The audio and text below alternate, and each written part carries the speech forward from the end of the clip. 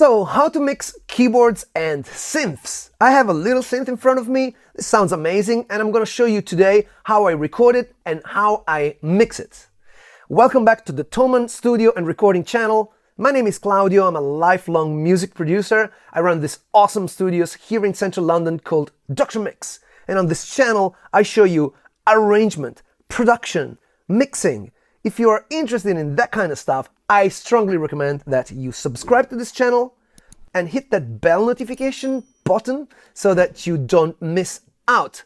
Let's dive into this.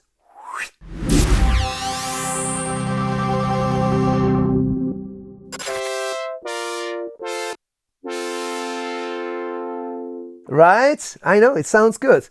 Let me show you what I'm gonna do with this today. So I have this track here.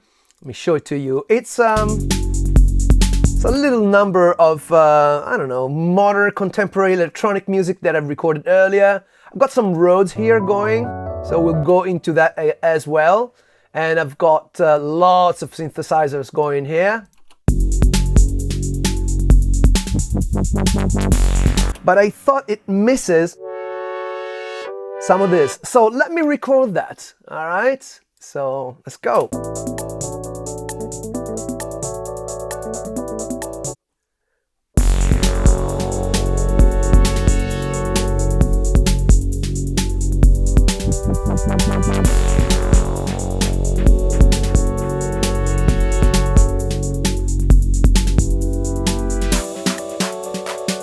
Alright, so this is my first synth. I'm gonna record a second synth by duplicating this track, deleting this thing, and then, I don't know, let me choose maybe a different.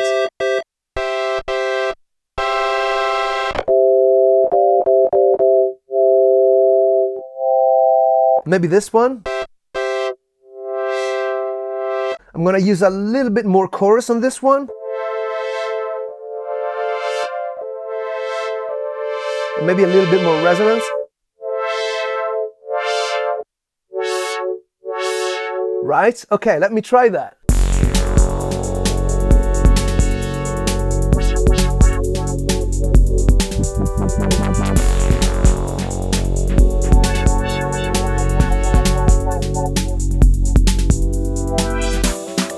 All right. Okay, you know what? I feel like using one more duplicate track. How about if I go with something maybe monophonic, like. And this time I'm gonna use a little bit of phaser.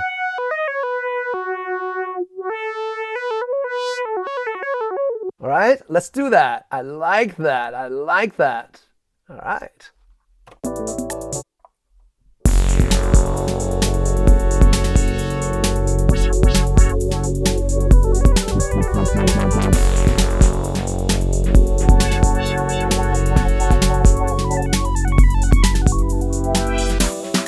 All right, so as you can see, these three synthesizers kind of overlap each other, which is something that happens very, very often with synthesizers. So the first thing that you want to do is you want to make sure that your low end isn't getting in the way. If you look at this is pretty good because there is no major noise back here. I mean, we can see that coming up sometimes. So the first thing, as always, you want to filter the low end because, you know, we need that low end to be clean for the bass, right? So that's the first thing. And then, of course, it's a little bit dry, and I like to have reverbs on synthesizers because I think they make them sound, you know, wider. I mean, if you're using a synthesizer, you are pretty much trying to deliver like a modern, you know, contemporary sound because, you know, synthesizers sound futuristic like that. So all I need to do is add an effect to the channel. By default, Valhalla, which is a great reverb. As you know, I use it a lot. We'll call it synth verb, okay? So that's how we go. All right. Oh, this is already super, super nice. So I already put it in a space, right?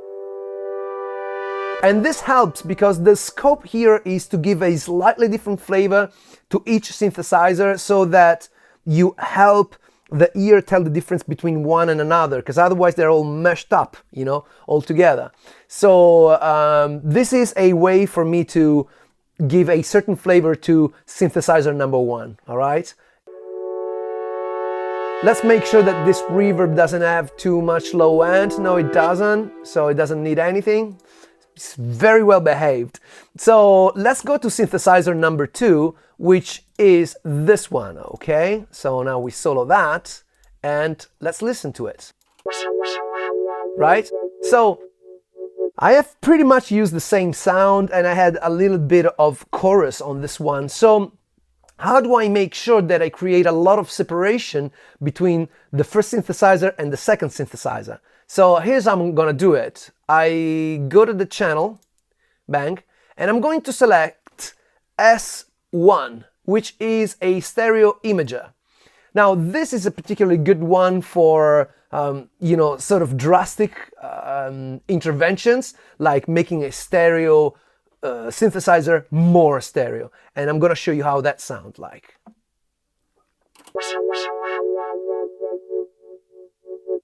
All right, without it. With it.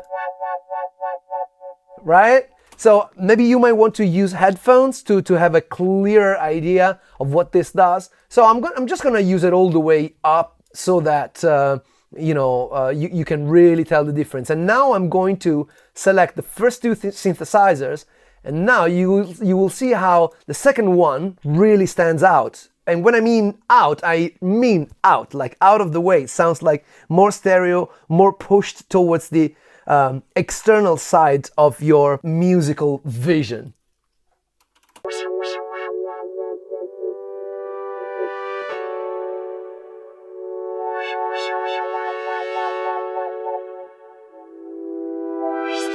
Right? So check out if I did the same exact thing without that effect. So without that effect, it sounds like this.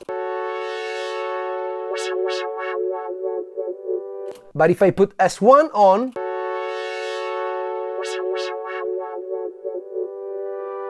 yeah, you get it? So basically I'm just making sure that each synth has its own space. And I could even do more, like for example, I can put some like a compressor on it with a flavor like the I don't know. Let's see, what have we got here? Let's use the CLA 2A, which is a very good one. So I'm just gonna compress a little bit, yeah? But this will help me give it a different flavor, all right? So let's get to the third synthesizer where I do what? What do I do on this? Right? So this is, you know, this is okay, but it's, you know, kind of boring like that. So because this is like like seasoning, right? It's like an effect. So what a great occasion to use an auto pan. So if we put an auto pan here, like auto pan, that's it, right? Now this one,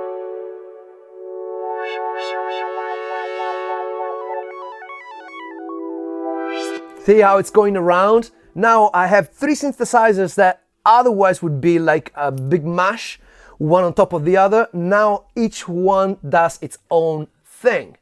And when it comes to keyboards, and when I say keyboards, I mean more like electroacoustic instruments like the Rhodes, like the Wurlitzer, like a clarinet, things of that nature, then what you really want to pay attention to is that, well, you know, it starts with the music, so it should be well balanced. That's number one. So, for example, these two Rhodes here.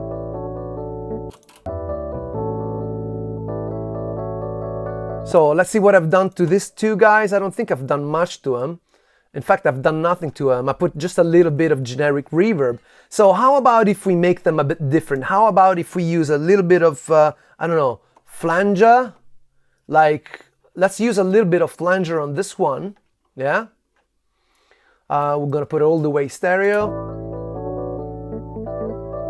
Right? Let me isolate just this one, yeah? Maybe even less.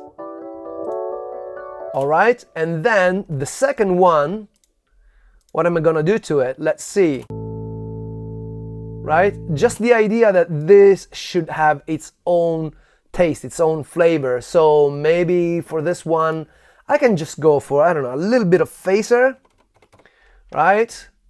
But I'm just gonna use like a touch of it, like a 10%, you know? We don't need to go absolutely berserk about it. So this sounds like that now.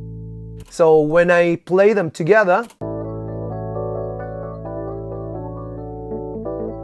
you know, and I can even be funnier about this. So how about if I take the pan of this thing and I'm gonna go the stereo combined pan. So I'm gonna pan this from left to center, and this one I am going to pan from center to right. Okay? So now you hear this.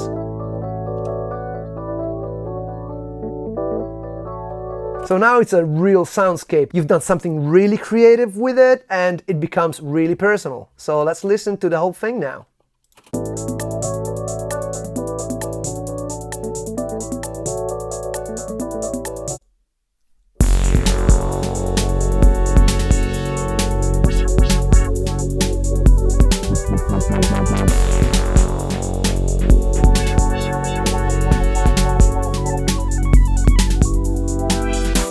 Alright, I hope you find this useful. If you have any questions, please don't hesitate. You can leave a comment here below and I will try to answer all of the questions. So have a fantastic day, keep on making amazing music and stay inspired. See you later. Bye.